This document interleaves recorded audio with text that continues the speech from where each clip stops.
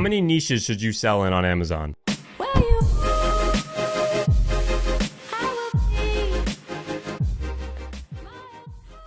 How's it going, guys? Welcome back to the channel. Welcome back to another video. If you're new here, definitely hit the subscribe button. We post videos regarding all Amazon FBA content. In this video, we're going to be talking about how many different niches that you should sell in when you're selling on Amazon. Now, as just a quick disclaimer, I am going to be talking about if you're doing wholesale. If you're doing something like RA or OA, or definitely, I mean, obviously, if you're doing private label, that's going to be something completely different. But again, regarding the OA and the RA, you really should be selling kind of anything and everything if you're doing that. So many different niches, so many different categories you can sell in on OA or RA, so don't worry about that on if you're doing those business models. But if you are somebody that is doing wholesale, then this is going to apply to you. We recommend that you sell in only 2 to maybe a third different niche, and the reason why we don't recommend you selling on just all those niches that you can find and selling on 5, 6, 7 different ones is because you just don't get very familiar with the products in those niches. If you're selling in everything, it's going to be really, really hard to remember all those products. I'm not saying you need to remember every single product in a niche, but you start to get really familiar with the products inside of that niche, and it helps you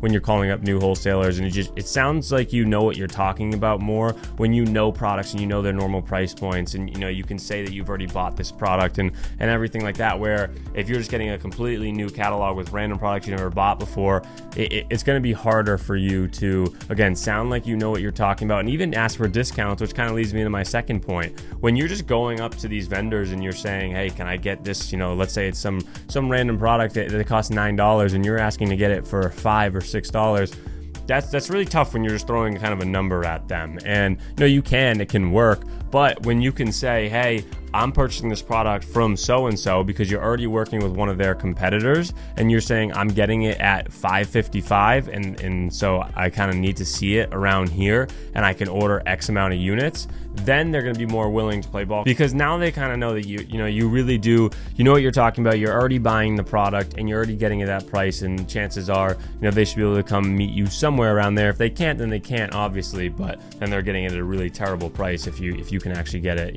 significantly lower from a different vendor. But it's definitely a really good tactic that we've been starting to use on just comparing different prices back and forth between different wholesalers, and it's the best way to get discounts, rather than when we first got started, we just kind of said, can we get this at a lower price, and we wouldn't get many at all, especially because we weren't spending much with them. But as we're spending more with these vendors now, and we're also able to compare because we're selling in a couple of the same niches, and we kind of know products' price points. And one of the niches, as an example, is automotive. That's something that we love to sell in quite a bit, and we know a good amount of the products in the automotive space that we're easily able to get on the phone and again, sound more professional when we're calling them up, because we know what products we're looking for. We know what they normally sell for. We already know an idea of how much we should be buying because we know how much it moves on Amazon.